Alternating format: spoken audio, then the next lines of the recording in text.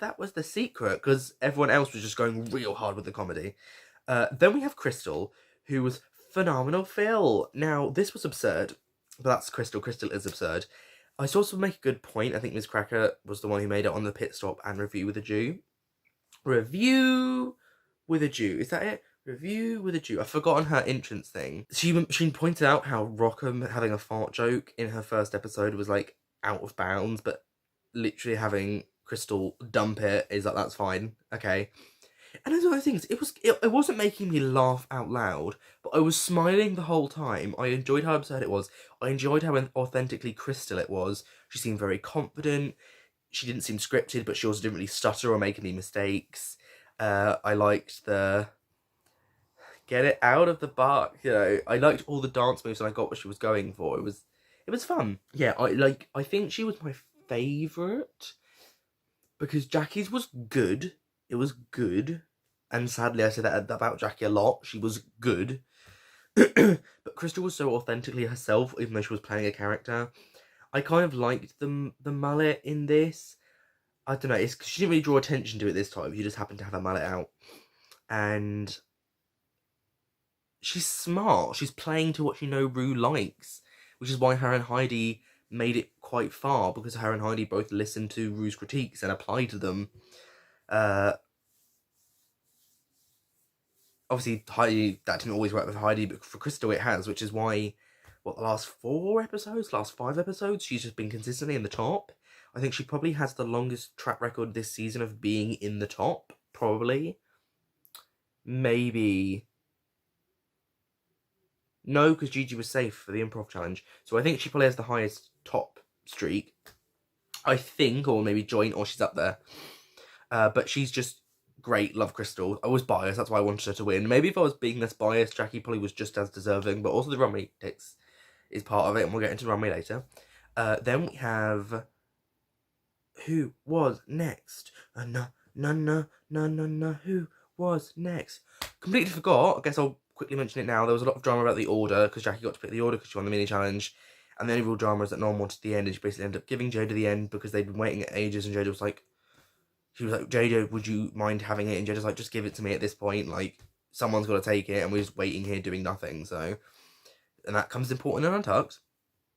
So yeah, I forgot to mention that, but I've mentioned it now. So next we have Heidi, and her look was cute, and she started out good, but it's when she started going in between the characters a lot, and they started blending in together. I think she should have really listened to Whoopi's note of, don't have to constantly switch characters. Maybe I think she should have just gone through each character once, instead of switching between them. Just go, this person, this person, this person, this person, this person, and then back to Heidi. And maybe have little Heidi intervals in between each character, of like introducing each person, because she had them at first, but then she just kind of stopped doing them. With like what was his name? Was his name Slick? I think. Yeah. So it started out fine, but it just got really muddled and a bit awkward and cringy. But I liked her look. Gigi.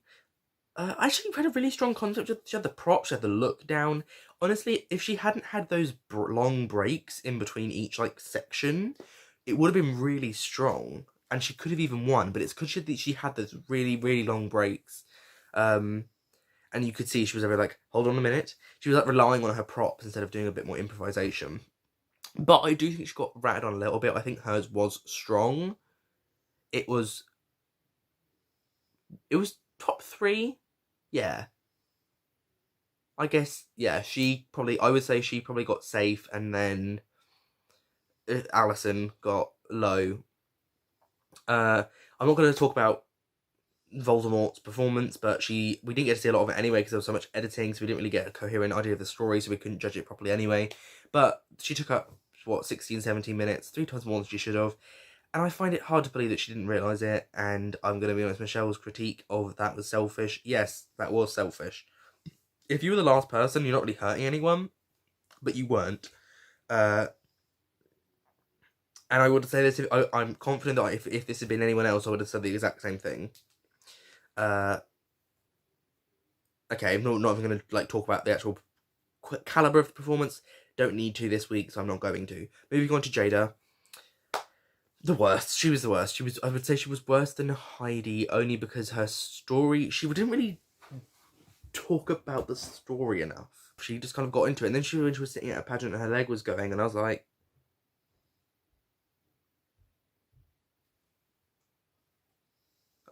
what is your leg doing? Are you having a seizure? She didn't explain it. She was kind of telling it as if she was talking to a friend. And that didn't work. It just didn't work, I'm afraid. I'm sorry. But she saved herself cut twice when she was just like, you didn't like it. Whenever she addressed the audience, like they said, she was bringing them back, and then she'd just go back to her old story. I know it would have been very on the spot, but I kind of wish she just ran with it and just gone, well, you aren't feeling this. Never mind, I can tell a different story. Forget that story. I can tell a good story. You like ponies? I can talk about ponies. They got tails. Like, I know that's not great, but it's something. I think she should have ran with it. Because when she was in the moment making up those little lines about them not feeling it, that was the funniest parts. So she should have gone with that. Then we have the runway, which was the colour purple. So they ended up, I talked about it in previous episodes, I think I cut it out every time, I might not have, that I know there was rumours of me a purple runway, and I was just like, no, because we had the black wedding runway, and I don't really like when they do multiple monochromatic runways, which they also did in season 11. They're really running out of runway themes, because they're doing 2 colours a season. And I was just like, literally getting to the end, when are they going to do it? Didn't even cross my mind that it was Whoopi Goldberg on the colour purple, which is very smart, I admit. And I was fooled because Jada put an all purple look on her Instagram, and I was like, I guess that's not the one you were gonna wear. Blue. That was the one you were gonna wear for the show, but you wore it on Instagram because you didn't wear it on a runway. Guess I was wrong. Guess she just has multiple all purple looks. Silly me. So yeah, we had purple runway. It was really smart. Jackie's, I actually kind of liked. Funnily enough, it was one of her least costumey looks. How does she manage it?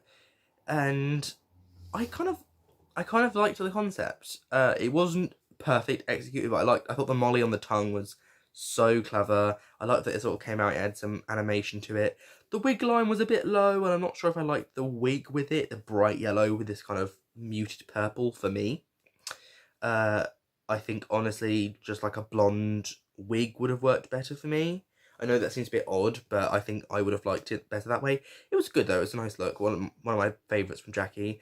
Then Crystal came out and blew her out the water. Because how can you beat a purple fabric cow? Like, this one of those looks, I would never think of wearing this, but it's just the movement, the matching gloves, the makeup, the horns. It was just perfect. It was just perfect. You might hear a toilet in the background. Hope you enjoyed that. It's just so good. It's just so good. I mean, loved it. Crystal just turning out looks. We stan. Gigi had on... No, not Gigi next. Heidi. Heidi had this beautiful purple dress on. It was nice. It was a really nice purple dress. It was one of the nicest outfits she's had this season. And it's weird. Like, why did she even bring that dress that she wore in her first episode? Like, it wasn't awful, but compared to some of the stuff she's worn since, it really wasn't that much. I thought the makeup was definitely the best. The makeup has just gotten better and better, and if you see her now, the makeup has vastly improved. So go on, Heidi. I liked the hair with it. She was very elegant. Loved it. Gigi, okay, so she had a dress on rather than a coat, and she did have big poofy sleeves, which was nice. Still not a huge step out the box for Gigi.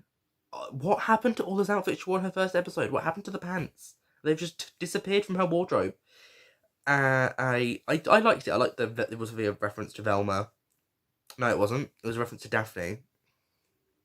It's because she said Jinkies, and Jinkies was more of a Velma thing, which is why I got confused. But babe, did the other character say it as well? I don't know. It's been a long time since I watched Scooby-Doo. The last one I watched was Mystery Incorporated, and that was ages ago. It was quite good though, actually. Anyway, had a living car on it. I'm getting distracted. It was a nice look. I think the white shoes were throwing it off. You know, it was a nice look. It was fine. Then Jada had another nice purple dress on. She looked flawless, as she does. I think the wig was nice with it, but I think she could have chosen a better wig, like the one she had in the lip sync. But obviously she had to say that for the lip sync, so... and props to her, because the wig underneath was, like, really good, considering it had been underneath that brown one. But But yeah, I really liked the look. It wasn't the best runway of the season or anything, but I enjoyed it. Deliberation, they basically praise Jackie and Crystal to high heavens. They criticise Gigi and she who shall not be named, and then Jada and Heidi, the obvious bottom two. They deliberate. Whoopi keeps talking about how Michelle and Rue won't stop making references, and it's like great. It was obviously cheerful, but it was amusing how Whoopi just kept going. I'm glad you did because I wasn't going to, Then they come back, and then Crystal wins. She's finally won a challenge. She could be the Evie of the season, and she could still win. Let's hold our fingers together. I don't know. She has a smaller chance than like Jada or Gigi, but she still has a chance. I didn't think Evie was going to win. She did. Heidi and Jada lip sync to Prince, 1999. They could have done Purple Rain, but Mum pointed out it was a bit slow. So I guess it is. And you get the reference. They're doing a Prince song because Prince had a song called Purple Rain. First Prince song on Drag Race.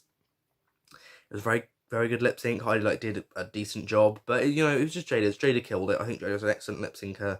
I think if they do lip sync for the crown for the finale, which I don't think they will, I think if they incorporate lip syncs, they will probably rather divvy out each queen a lip sync song, and they all have to do their own performances to it, and Rue will just make the decision based on those. I doubt they're going to do an actual face-off. They could, but I don't think it's going to happen.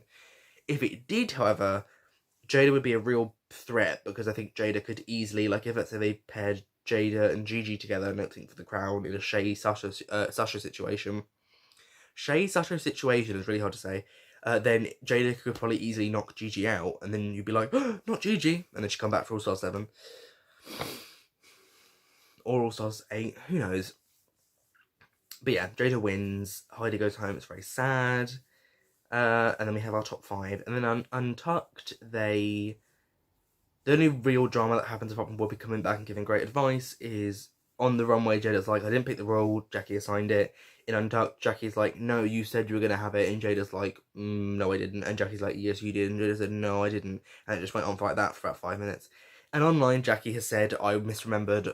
She didn't offer it. No, don't. I recognise that I was wrong. But it just made the whole Untucked a bit uncomfortable. Because I'm just like, I know that Jackie's already apologised for this. So I'm kind of just watching an old feud. And I guess Jackie could have just misremembered. I wasn't exactly... Jackie wasn't exactly endearing herself to me anyway. It was, again, not as if I dislike her. But if I'm honest, she's just not one of my favourites. So it's not like I'm going to be like, oh, you've betrayed my trust. You weren't nice to Jada, But yeah, that's that really. End of the episode. Oh my god, I've clocked in at half an hour. I'm so proud of myself. Wow. The other episodes I review... Oh no, because the next one's the top 5. They're going to have podcast interviews and recording the vocals and learning the choreography and a runway and a final lip sync. So this is going to be great. Until then, I hope you enjoy. If you did, subscribe. If you didn't, then don't. I'm not forcing you to. You have no obligation to. You have free will. Use it. Enjoy it. If you want any book recommendations, I recommend Frankenstein, The Picture of Dorian Gray. Goodbye.